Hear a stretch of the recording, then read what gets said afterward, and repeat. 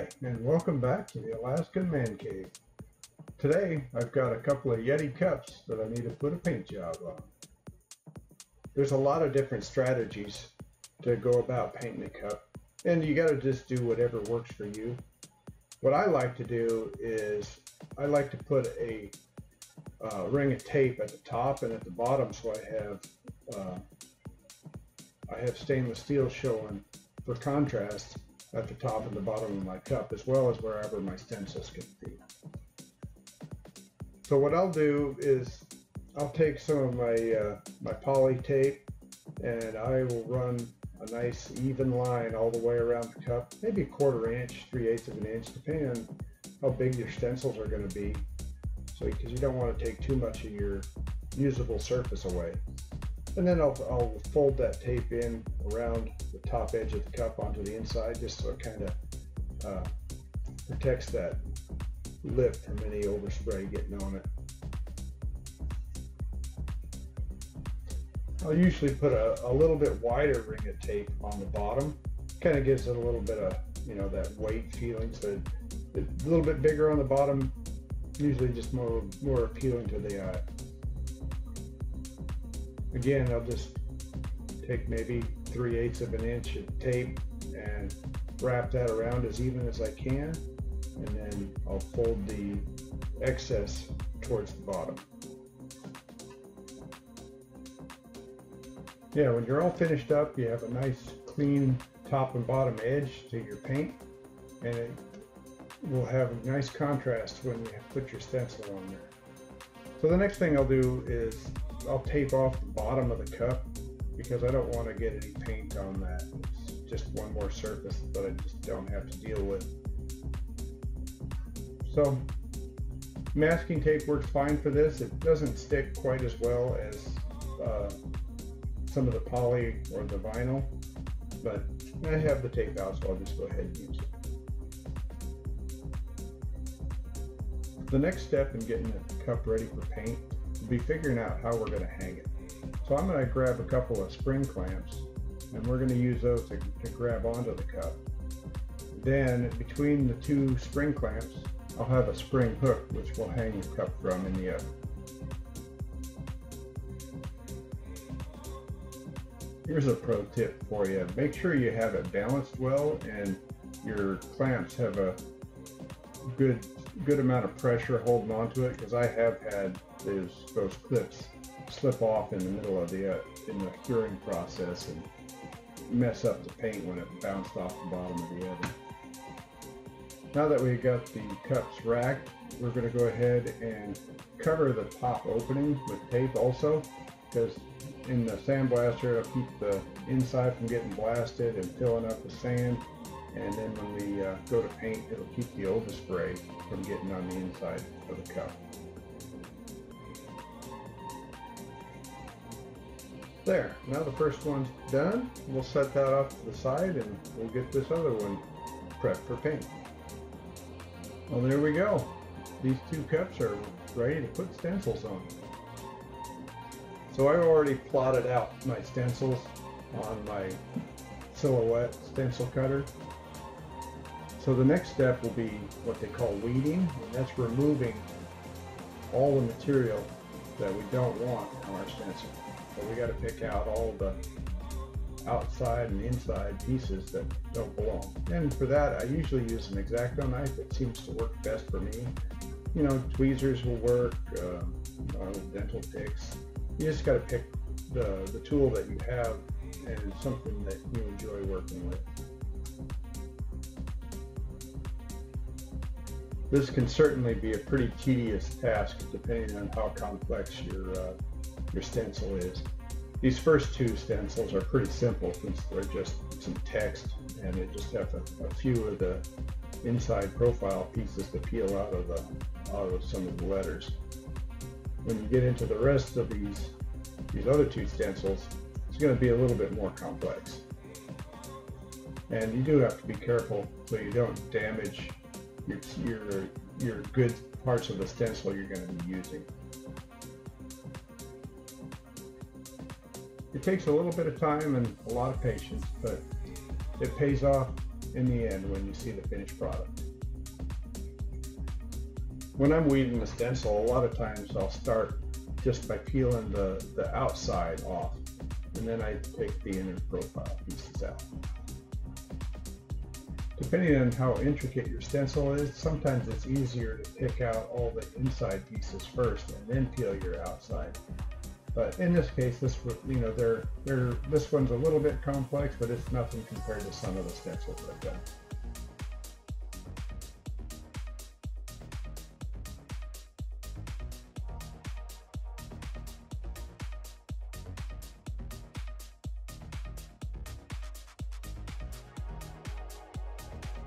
Now that I have my stencils weeded out, I'm ready to transfer those over to the cups. And for that, I'll be using some transfer tape. And so I've got it's basically just clear film or tape basically that you put over your stencil. You kind of squeegee it onto the tape, and then you'll peel that off the backing, and then you can set it on the cup, squeegee it out, and peel off the clear tape, leaving your stencil on the cup. It makes it super easy to transfer a pretty complex design from the paper to your cup. On this particular cup, we're going to put the stencil on one side and the name on the other. So I'm going to line this up to keep it nice and square and level, and we'll stick it on try not to get any air bubbles on it. So I'll start with setting it down in the middle and working my way to the edges. And then when you peel off your transfer tape, you want to peel it off at a really sharp angle. So you basically just fold it back on itself and peel it off. By doing that, it keeps the tape from peeling your stencil back off the cup.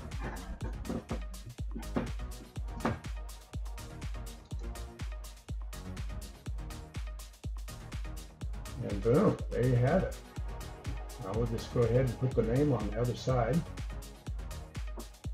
When I placed my big stencil, I put it on the opposite side of the embossed logo on the cup.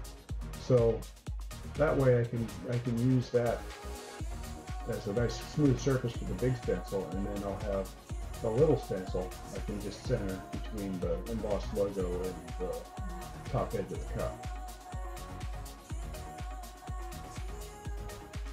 There we go, that's the first one, and now we can start working on the octopus. I'm usually able to use the same piece of tape several times. I typically keep using it until it stops lifting the vinyl off the back. Now that we got the stencils applied, they're ready to go into the sandblaster, and we'll go ahead and rough up with the rest of the stainless steel surface in the sandblaster. Clean those off real good, and then we'll be ready to paint.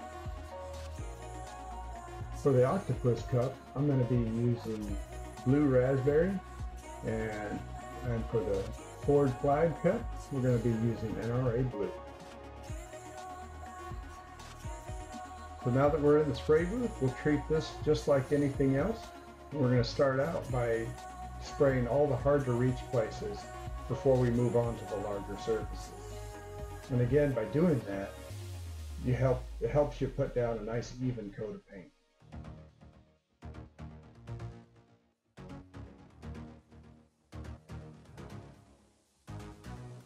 Painting cups is a great way to practice spraying. It teaches you a lot about spraying a nice even coat of paint. It's also a great way to try new techniques and experiment with different ways of applying Cerakote and seeing how that affects the outcome. When we put these into the oven for the final cure, we're not going to want to cook them at 300 degrees like we normally would other metals. So we're going to cool it down, and anywhere between 150 and 180 for about 2 hours. We'll give it a full cure. Then we can take it out and start peeling our stencils off. When you peel the stencils off the cup, it's very much like when you weeded the stencil off of the vinyl. So I usually use either a pair of tweezers or an X-Acto knife. I have the best luck with an X-Acto knife. And another tip is if you have the cup nice and warm, the vinyl will come off a lot easier. It's more elastic and it'll stretch.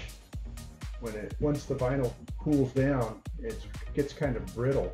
So when you start peeling the stencils, it breaks apart in little pieces and it takes a lot longer to peel the stencil off. You can even put it back in the oven and heat it back up just to get the elasticity back into the stencil, right to the vinyl.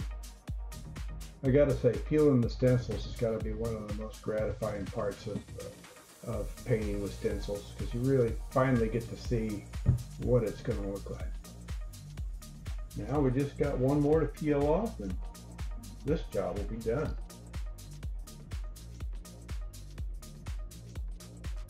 But again, this is like one of the most tedious parts of the process, probably the most tedious part, because it's harder to peel it all off than it is to, say, weed it out or transfer or any of the masking.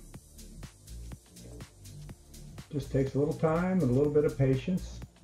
Got to be careful not to scratch the paint or the stainless at this point, so just got to be careful.